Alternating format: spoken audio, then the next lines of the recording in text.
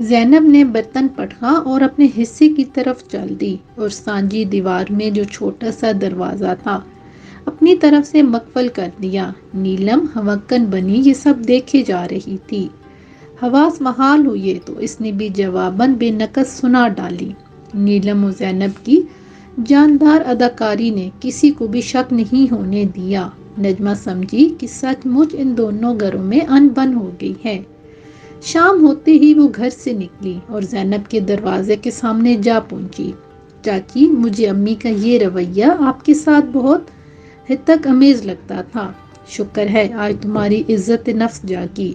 مجھے بہت خوشی ہے کہ تم نے یہ قدم بر وقت اٹھا لیا، ورنہ تمہاری طرح تمہاری بیٹی کو بھی اس نے اپنے روب میں لے لینا تھا۔ بہت شاطر عورت ہے، مجھ پر بھی روب جمانے کی کوشش کرتی رہتی ہے، مگر میں شہر کی پڑھی لکھی لڑکی کہاں اس کے ہاتھ آنے والی ہوں۔ نجمہ نے فخریہ انداز میں کہا، مجھ پر ساری زندگی حکمرانی کی اس عورت نے، لیکن اب نہیں، میں اپنی اولاد کو اس کی چاکری نہیں کرنے دوں گی۔ زینب نے بھی جان بوجھ کر ایسی کڑوی کسیلی باتیں کی۔ اچھا چاچی، اب میں چلتی ہوں۔ گھر والوں کو پتہ چل گیا کہ میں یہاں آئی تھی تو خواہ مخواہ تماشا لگے گا۔ نجمہ نے پاس بیٹھی اپنی بیٹی کو گود میں لیا اور واپسی کی راہ لی۔ 2 دن بعد وہ پھر زینب کی طرف چلی آئی اور گھر والوں کی برائیاں کرنے لگی۔ زینب بھی اس کی ہاں میں ہاں ملانے لگی۔ پتہ نہیں ان لوگوں نے شکور کو صحیح طرح تلاش کرنے کی کوشش کی بھی ہے یا نہیں۔ تم اپنے بھائیوں سے کہو کہ اسے تلاش کریں، اللہ پاک اس کی خیر کرے اور وہ صحیح سلامت گھر آ جائے۔ اللہ تمہارا سواگ سلامت رکھے۔ زینب نے کہا تو اس نے مخموم سی صورت بنا لی اور بولی، میرے بھائی تو اس دن سے ایک لمحہ بھی چین سے نہیں بیٹھے، بہت ہاتھ پیر مار رہے ہیں، کہہ رہے تھے کہ جلد پتہ چل جائے گا۔ بس چاچی آپ دعا کرنا سب ٹھیک ہو جائے گا۔ زینب ساری رپورٹ ساتھ ساتھ آگے پہنچا رہی تھی۔ نجمہ اپنے گھر پہنچی تو نیلم نے جھگڑا شروع کر دیا کہ تم جب جانتی ہو کہ ہمارا ان کے ساتھ کوئی تعلق نہیں تو وہاں کیوں گئی؟ نجمہ نے جواباً اسے دل کھول کر سنا ڈالی۔ اپنا بیگ لیا، بچی اٹھائی اور ماں کی طرف چلی گئی۔ وہ تو پہلے ہی موقع کی تلاش میں تھی۔ شفقت نے اپنے 2 بندے اس کی ماں کے گھر جاسوسی پر لگا دیے۔ پتہ چلا کہ بہت سے مشکوک لوگوں کا وہاں آنا جانا ہے۔ نجمہ پر شک یقین میں بدل چکا تھا۔ شکور کی گمشدگی میں وہی لوگ ملوث تھے۔ ایک دن شام کے اندھیرے میں وہ اپنے مخصوص انداز میں چادر میں لپٹی زینب کے گھر آئی۔ پہلے تو اسے حیرت ہوئی، لیکن سمجھ گئی کہ ضرور کچھ نئی خبر ہے۔ چاچی، میری امی نے آپ سے کچھ بات کرنی ہے۔ شکور کا شاید کچھ سراغ لگا ہے، اس نے دروازے پر کھڑے کھڑے ہی کہا۔ اچھا، کہاں ہے وہ، کیسا ہے؟ زینب نے بےتابی سے پوچھا۔ چاچی، مجھے زیادہ معلومات نہیں ہے، امی ہی آپ کو تفصیل بتائیں گی، آپ ابھی میرے ساتھ چلو، اس نے اصرار کیا۔ نہیں، ابھی میں نہیں جا سکتی، روزینہ گھر پر اکیلی ہے، ایسا کرو کل آ جانا۔ زینب کو بر وقت یہی بہانہ سوجا، وہ مشورہ کیے بغیر ہرگز نہیں جا سکتی تھی۔ چلو ٹھیک ہے، میں کل اسی وقت آؤں گی، تم تیار رہنا چاچی، وہ تاکید کر کے چلی گئی۔ زینب نے جٹ سے سب کو اطلاع دی۔ رات گئے تک میٹنگ ہوتی رہی۔ فیصلہ ہوا کہ زینب کو جانا چاہیے، اس کے بغیر شکور تک پہنچنا ناممکن ہے۔ زینب نے اپنے خوف کا اظہار کیا تو تسلی دی گئی کہ اس کے گھر کے باہر پولیس کا خاصا پہرا ہے، وہ لوگ اس کا بال بھی بکا نہیں کر سکتے۔ ان باتوں سے اسے کچھ حوصلہ ہوا اور اس نے جانے کے لیے رضامندی دے دی۔ اگلے روز مقررہ وقت پر نجمہ اسے لینے آ گئی۔ وہ بڑی سی چادر لیے پہلے ہی تیار بیٹھی تھی۔ واکی ٹاکی اس نے چادر میں چھپا رہا تھا۔ پیدل 10 منٹ کی مسافت پر اس کی ماں کا گھر تھا۔ دونوں ادھر ادھر کی باتیں کرتے کرتے گھر تک پہنچ گئیں۔ گھر کے باہر کالے رنگ کی لینڈ کروزر کھڑی تھی، جس کی ڈرائیونگ سیٹ پر مکروہ سی صورت کا مدبرہ جوان تھا۔ گھر کے اندر سے 3 قوی حفصہ مرد جن کی صورتیں حد سے زیادہ کراختیں برآمد ہوئے۔ زینب پہلے تو انہیں دیکھ کر ڈر گئی۔ نجمہ نے اس کا ہاتھ تھام کر گویا تسلی دی۔ وہ سیدھا گاڑی کی طرف بڑھ گئے اور یہ دونوں گھر میں داخل ہو گئیں۔ زینب کا دل لرز رہا تھا، جانے گھر کے اندر کون کون ہے اور آنے والے وقت میں کیا ہونے والا ہے۔ نجمہ اسے سین عبور کرنے کے بعد پچھلے کمرے میں لے گئی جہاں اس کی ماں موجود تھی۔ زینب کو دیکھ کر وہ گرم جوشی سے استقبال کرنے کو کھڑی ہو گئی اور نجمہ کو کچھ کھانے پینے کے لیے لانے کا کہا تو زینب نے جھٹ سے انکار کر دیا کہ اس کے پاس وقت بہت کم ہے، جو بات کرنی ہے جلدی کی جائے۔ یہ جو بندے ابھی ابھی اندر سے نکل کر گئے ہیں یہ شکور کو ڈھونڈنے میں ہماری مدد کر رہے ہیں۔ شکور کا سراغ ملا ہے لیکن ایک مشکل پیش آ گئی ہے۔ اس نے پریشانی کے عالم میں ایک ہاتھ سے دوسرے ہاتھ کی انگلیاں مروڑنا شروع کر دیں۔ کیا مسئلہ ہوا ہے؟ شکور تو ٹھیک ہے نا؟ زینب کا دل زور سے دھڑکا۔ ہاں وہ بالکل ٹھیک ہے۔ بات دراصل یہ ہے کہ وہ 4 لاکھ روپے مانگ رہے ہیں اور ہمارے پاس اتنی رقم کا فوری انتظام ناممکن ہے۔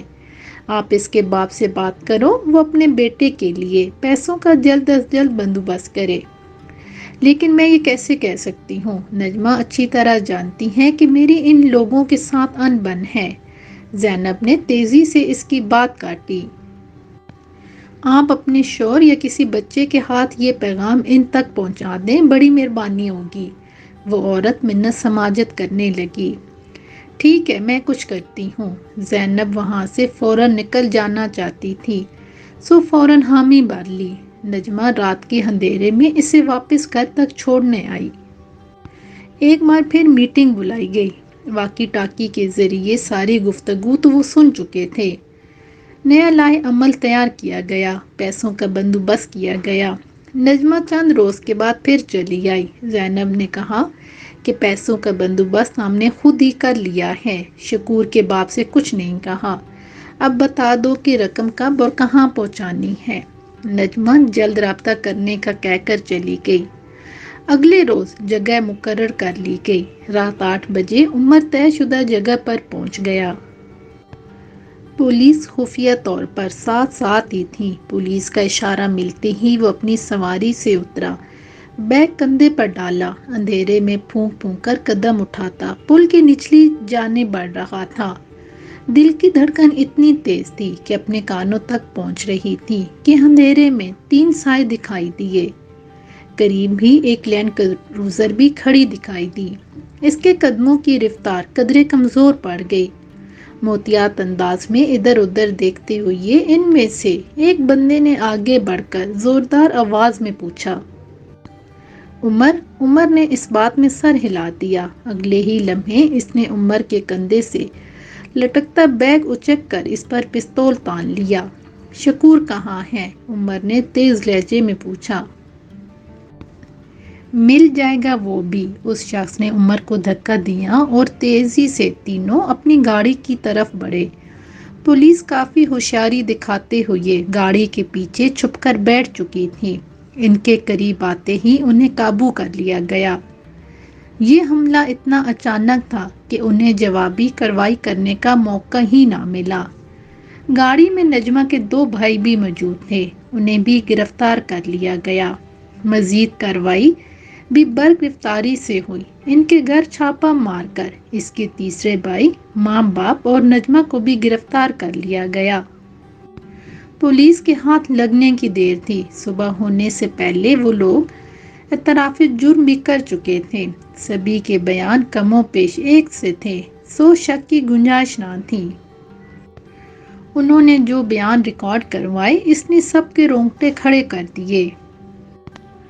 یہ تینوں بیٹوں اور ان کی ماں باپ کی ملی بھگت تھی۔ باپ ان کے کرتوتوں سے بے خبر تھا۔ تینوں بھائی اپنی اکلوتی بہن کی شادی سے ناخوش تھے۔ انہیں شکور ایک آنکھ نہ بھاتا تھا۔ شادی تو انہوں نے بہن کی دھمکیوں کے ڈر سے کر دی، لیکن پہلے دن ہی قسم کھا لی کہ ناکوں چنے چبوا دیں گے۔ شادی کے بعد نظمہ جلدی بیزار سی ہو گئی۔ وہ چاہتی تھی کہ شکور ہر جائز و ناجائز معاملے میں اس کا ساتھ دے، اس کے کہنے پر ماں باپ کی بےعزتی کرے، جبکہ شکور کی تربیت ایسی نہ ہوئی تھی۔ وہ احسن طریقے سے معاملات سنبھالنے کی کوشش کرتا رہتا تھا۔ جبکہ نجمہ کے بھائیوں نے دیکھا کہ ہماری بہن خوش نہیں ہے تو انہیں لگا کہ اپنے بدلہ لینے کا وقت آ گیا ہے۔ انہوں نے نجمہ کو اپنے ساتھ ملا لیا، اپنے پلان کا حصہ بنا لیا، لیکن اسے صرف یہی کہا کہ ہم شکور کو ڈرا دھمکا کر چھوڑ دیں گے۔ وہ نہیں جانتی تھی کہ انہوں نے کچھ اور ہی سوچ رکھا تھا۔ انہیں معلوم تھا کہ حمید کے قتل کا کیس عدالت میں چل رہا تھا۔ وہ جانتے تھے کہ آج آخری پیشی ہے، جانے عدالت کیا فیصلہ سنائے۔ وہ شکور کی رہائی کسی طور برداشت نہیں کر سکتے تھے، سو انہوں نے اسے اغوا کر کے شہر سے باہر ایک خفیہ ڈیرے پر لے گئے۔ یہاں اس کے ساتھ انسانیت سو سلوک کیا گیا۔ سب سے پہلے اس کی آنکھیں یہ کہتے ہوئے نوچ ڈالی گئیں کہ ان آنکھوں سے دیکھتا تھا نا ہماری بہن کو، آج کے بعد کسی کو بھی نہ دیکھ پائے گا۔ اس کی انگلیوں کے ناخن کھینچ دیے گئے کہ ان ہاتھوں سے تو ہماری بہن کو چھوتا رہا ہے نا، چھونے کی سزا، یہ لہولہان انگلیاں، جب جب درد کی ٹھیس اٹھے گی تجھے ہمارا درد یاد آئے گا۔ جب وہ ہر ناخن اترنے کی تکلیف پر تڑپتا تو زور زور سے کہکے لگائے جاتے کہ آج کلیجے میں ٹھنڈ پڑ رہی ہے، 1 سال ہم نے انگاروں پر کاٹا ہے۔ اس کی زبان بھی کاٹ دی گئی کہ اس منحوس زبان سے تو نے ہمارا بہن کا نام لیتا رہا ہے، آج کے بعد کچھ بھی نہ بول پائے گا۔ اسے 10 روز تک بھوکا پیاسا رکھا گیا۔ وہ منتیں کرتا تھا، ان کے قدموں میں گر کر گڑ گڑاتا تھا کہ اسے جان سے مار دیا جائے، مگر وہ اسے اذیتیں دیتے رہے۔ وہ بھی ایسا سخت جان تھا کہ اذیتیں سہتے سہتے حواس کھو بیٹھا تھا، مگر موت نہ آئی۔ یہاں تک کہ وہ لوگ ہی اس سے جلد بیزار ہو گئے۔ یار اس کمینے نے ایسے نہیں مرنا، جانے کس مٹی کا بنا ہے، گولی مار کر کام تمام کر۔ بڑے بھائی نے پستول نکال کر اس کے دل پہ در پہ 3-4 گولیاں اتار ڈالیں۔ رات کے کسی پیر اس کی لاش کو دوسرے شہر لے جا کر نہر میں بہا دیا گیا۔ غلام مصطفیٰ نے یہ سب سنا تو وہیں ڈھیر ہو گئے۔ وحید کو بھی غشی کے دورے پڑنے لگے۔ عمر اور قیوم نے انہیں بمشکل سنبھالا۔ پورا ہفتہ ہسپتال رہنے کے بعد وہ دادا اپنے شکور کے پاس چلے گئے۔ وحید کی طبیعت بظاہر تو سنبھل چکی تھی، لیکن وہ اندر سے مر چکا تھا۔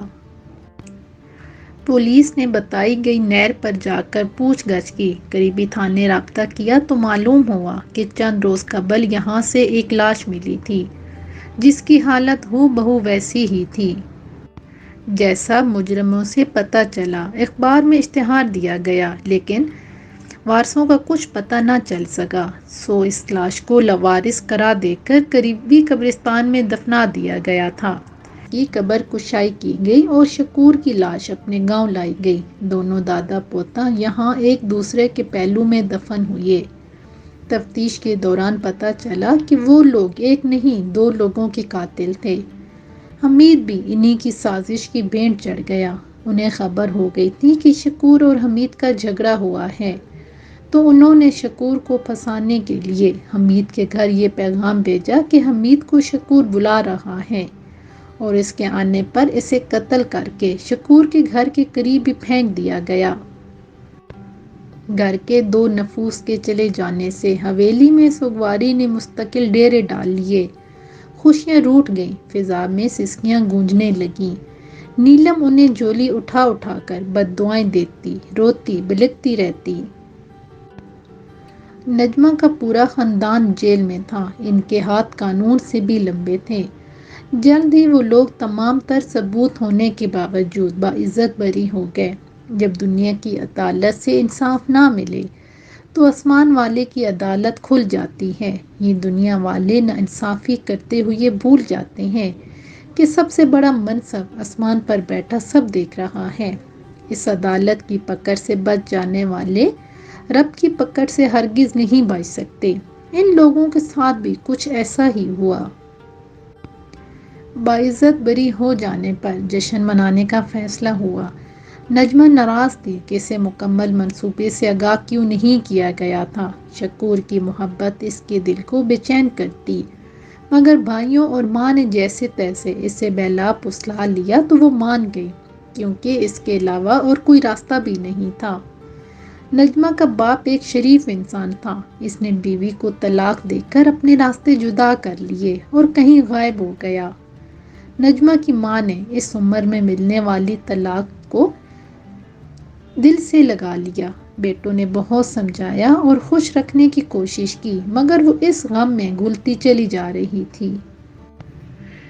اسی دوران نجمہ کی دوسری شادی کے لیے تنگ و دو شروع ہو گئی۔ شکور کے گھر والے یہ کہہ کر اپنی پوتی سے دستبردار ہو گئے کہ بیٹی یقیناً ماں پر جائے گی۔ ناگن ماں کے ڈسے ہوئے لوگ اپنا خون ہونے کے باوجود اس کی بیٹی سے بھی خوف زدہ تھے۔ بیٹی کے ساتھ نجمہ کو کوئی قبول کرنے کو تیار نہیں تھا، سو فیصلہ ہوا کہ نجمہ کی بیٹی ماں سنبھال لے گی۔ نجمہ کی شادی ہو گئی۔ خدا کا کرنا کہ شادی کے بعد اس کے شوہر کا کاروبار ٹھپ ہونا شروع ہو گیا اور رفتہ رفتہ سب ختم ہو گیا، یہاں تک کہ محنت مزدوری کرنے پر مجبور ہو گیا۔ وہ ان حالات کا ذمہ دار نجمہ کو ٹھہراتا اور جب غصہ آتا تو اسے روئی کی مانے دنگ کر رکھ دیتا۔ ماں اور بھائی کو جب ان حالات کا علم ہوا تو اس سے واپس آ جانے کو کہا۔ ایک بھائی غصے میں پھنکارتا ہوا اس کے شوہر سے دو ہاتھ کرنے اور اپنی بہن کو واپس گھر لانے کے لیے نکلا، دوسرا بھی اس کے ساتھ ہو لیا۔ تیز رفتاری اور لاپرواہی سے ڈرائیونگ کرنے کی وجہ سے ایکسیڈنٹ ہو گیا۔ ایک بھائی موقع پر ہی جاں بحق ہو گیا اور دوسرے کے سر پر ایسی چوٹ آئی کہ وہ کوما میں چلا گیا۔ ڈاکٹر اس کے بارے میں کچھ بھی کہنے سے قاصر تھے۔ نجمہ کو جب بھی موقع ملتا وہ شوہر کی قبر پر چلی جاتی، اس سے رو رو کر معافیاں مانگتی۔ وہ 3 بیٹیوں کی ماں بن چکی تھی اور شوہر جب دل چاہتا اسے زد و کوب کرتا کہ بیٹا کیوں پیدا نہیں کرتی۔ دوسری طرف اس کی ماں ہر وقت اپنے بیٹوں کے لیے روتی تڑپتی رہتی۔ رب ایک ایک آنسو کا حساب لینے والا ہے۔ مکافات عمل کا پہیہ یوں ہی ہر زیادتی، ناحق ظلم کا بدلہ لے لیتا ہے۔ سو نجمہ کے خاندان کو بھی اپنے کیے کا پورا خمیازہ بھگتنا پڑا تھا۔